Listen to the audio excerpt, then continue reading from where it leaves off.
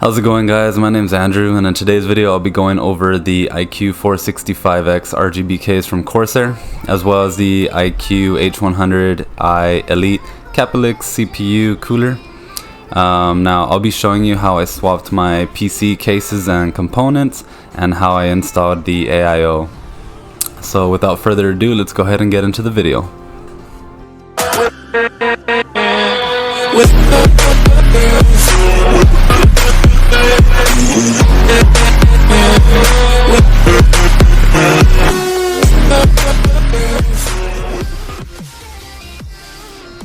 Alrighty guys, so this is the case that I'm dealing with. This is the NZXT H510i, and the reason I want to change cases is because the airflow on this case is not sufficient enough, especially because I'm upgrading to the Ryzen 7 3700X. The Corsair iCUE 465X RGB case has an edge-to-edge tempered glass side and front panel. The front panel has ventilation gaps for ample airflow. The case measures 467mm by 455mm by 216mm and has room for either a mini ITX, micro ATX, or a full-size ATX motherboard. This case can hold up to 620mm cooling fans and can hold up to a 360mm radiator in the front or a 240mm radiator up top. The Corsair 465X RGB case comes with 3 Corsair LL 120mm RGB fans that are fully customizable through Corsair's iCUE software. These fans provide decent airflow up to 1500 RPM, and this case can also store up to 4 2.5-inch SSDs and 2 3.5-inch hard drives. Alright, so here you can see me preparing to remove the components from my old NZXT case. So I start off by removing the side panel, and you can see how my cable management is a mess. So first I remove the hard drive holder, and I flip it over and take off the glass panel. So first what I'm gonna do is remove the old Cooler Master air cooler, which works good, but it just keeps my processor, the CPU, it's a little too high at idle, and I'd prefer it a little bit lower. So here I am struggling to remove the cooler because it is an AMD processor, and the processors usually tend to get stuck to the heatsink, but I was able to remove it. So here you can see me preparing to remove the thermal paste off the CPU, and what I'm using is the Arctic Clean Kit 1 and 2 thermal paste compound remover. It's a 2-part kit, and it comes with the a little lint-free microfiber cloth. So what I'm doing here is first I applied the Arctic Clean Kit 1, and you have to let it soak for about 30 seconds to 60 seconds, and you just start, going at it, removing as much thermal paste as you can. So this step is really important, especially if you're gonna be using a different type of thermal paste. You don't want to be mixing 2 different brands together. So here I am using part 2. I just put about 1 or 2 drops on the CPU itself, just make sure it doesn't get onto the motherboard, and then I soak the microfiber cloth with it as well. So here I am removing as much as I can, and I think I did a pretty good job. And the good thing about the AIO that I got, it already has thermal paste pre-applied. Alright, so here I am starting to remove the components within the old NZXT case. I start off by removing the GPU. I have the GTX 1070, and I'm waiting for the 3070 to come out. Hopefully I'm able to snag one. I know the 3080s and 3090s have gone really quick, So I'm hoping to get one at least, one of the 3070s. But anyways, here I am removing the cables all at the bottom, unplugging everything, and I start to remove the 24 pin cable, which was really hard to take off, but I actually cut myself. Don't know how, but I cut myself. But anyways, I was able to finally remove it, and then I think yeah, so I removed the back cooling fan because it was in the way of the CPU power cable. So I ended up removing it and was able to unplug the CPU power cable. Now unfortunately my camera did die. In about 10 seconds you'll see that it ends. But anyways, my camera did die, and the next clip that you're gonna see is actually all the components in the new case. So unfortunately I wasn't able to show you how I installed everything in the new case, but I will show you a clip later on of me installing the AIO in the new case, so you can still see, you know, the cable management and how everything fits. Here I am removing the fan hub that I had for some third-party RGB fans. I believe the brand is GM. This is a pretty good GIM. Pretty good value. They're about $30.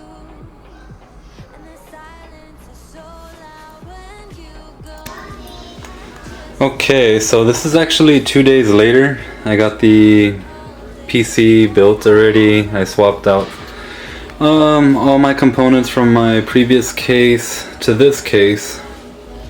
I've already played with it, tested it out.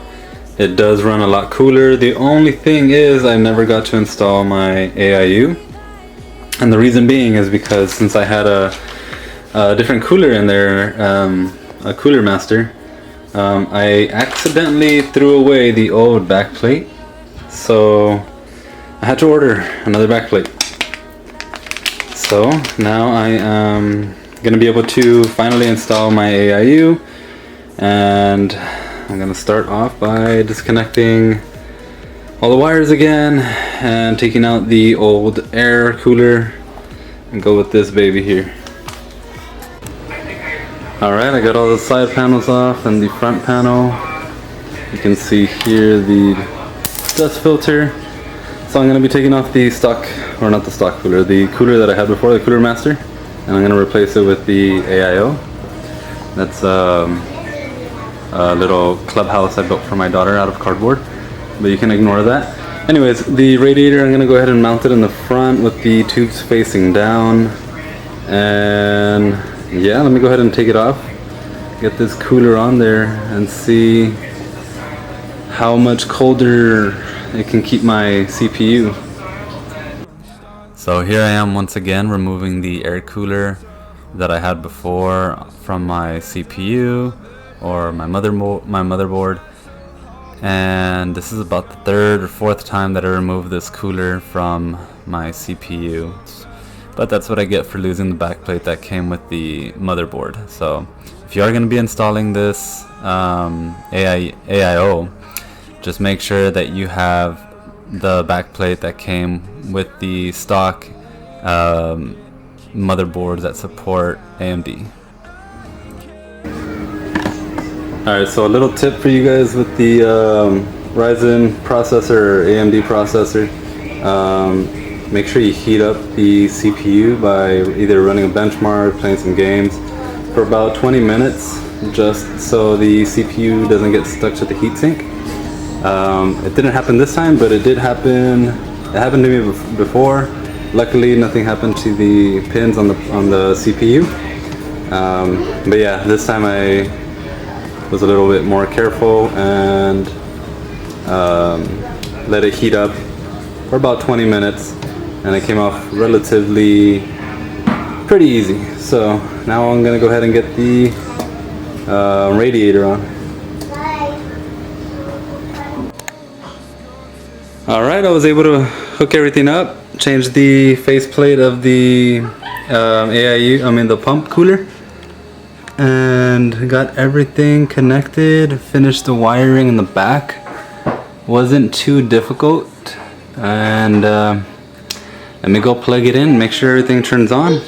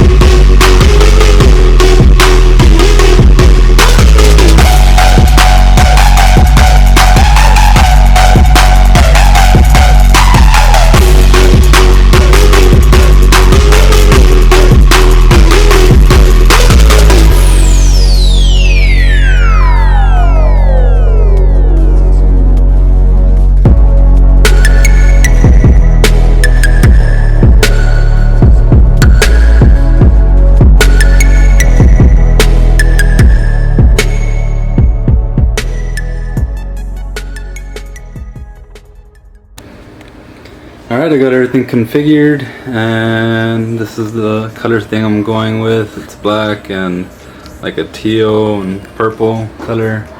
You can see the pump faceplate. Everything matches. The top fans also work. And then as for the temperatures,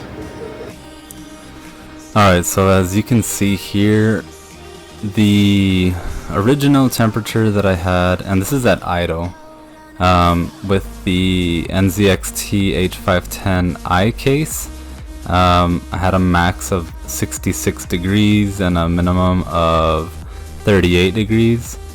Like I said, keep in mind this is at idle. I screenshotted it and it was at around 60. It actually stayed in the mid 60s. So I felt like that was too hot. So after I changed the case and installed my new AIO, you can see now that the max temperature is around 59 degrees, but at idle is at around 40 to 45 degrees. That was on average. So it dropped about 15 degrees, which is pretty significant. So I know that this AIO is working, and even when I do when I render a video through DaVinci, the max temperature that I got to was 67 degrees, and that was during rendering. So I know that this AIO is working pretty good, a lot better than the Cooler Master, the air cooler that I had before. And I know with this case it's getting a lot more airflow. Alright guys, so that's gonna wrap up today's video. I'm gonna leave off with just a couple more pictures of the case with different colors. Here you can see the front AIO that has the power button, 2 USB 3.0 ports, the reset button, and audio headphone jack. And all in all, I do like the AIO that I got. It's been keeping my CPU real cool. It hasn't gone over 70 degrees at all, whether I'm gaming or rendering videos. And the case that I have now provides plenty of airflow. I like the look better, I like the color, it matches everything. So that's basically it for today. I'm sorry that I couldn't upload more videos of me actually doing the installation, but either way, at least you can see whether or not you like any of these products. Like I said guys, if this video helped you out in any way, go ahead and leave that thumbs up, subscribe. It really does help me. I'm trying to put some more time and effort into these videos, into my channel.